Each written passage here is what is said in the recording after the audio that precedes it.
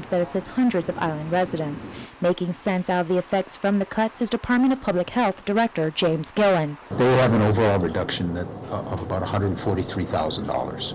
Okay, doesn't seem like a lot when you're looking at the senior citizens program, because that's funded about $7 million, but most of that is local, so that when you reduce the federal portion, the impact is even higher. Public Health is left with finding ways to fund the shortfall by adding more local funds or cutting programs. According to Gillen, that means starting April 1st, the cuts must be absorbed in the remaining 6 months of the year, making the 5% cut feel more like a 10% cut. Our plan right now is to see whether or not we can find out of any lapsed funds that we have locally, to see if we can just match up that loss and not cut any programs.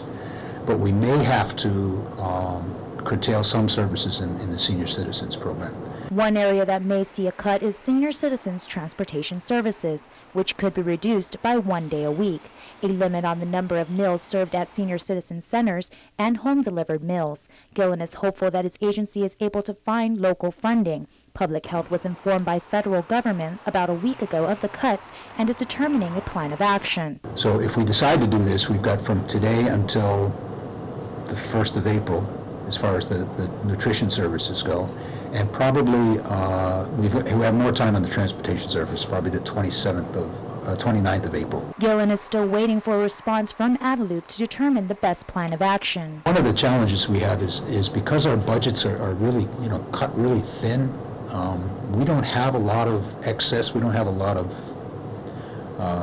what they used to call lapse funds, okay, because our budgets really are tight. So finding the local answer to the federal reduction in money is going to be very difficult. Meanwhile, in the welfare program, the benefits portion, Gillen says, they are not being touched. However, some of the administrative expenses may be looking at an annual cut of about 10%. The director has identified some lapsed funds from the 2012 budget, which can cover funding shortfalls through 2013. He does, however, express concerns over the 2014 fiscal year budget. Public Health Services is another story. Gillen initially foresaw the Women, Infants, Children program taking a big hit under sequestration, but under the 2013 budget, the program now has extra money.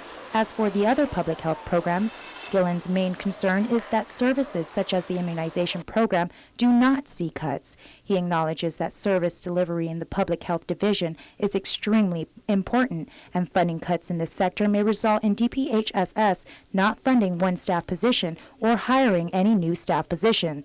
As of right now, he does not have a clear picture. Reporting for Guam's News Network, I'm Jolene Tove.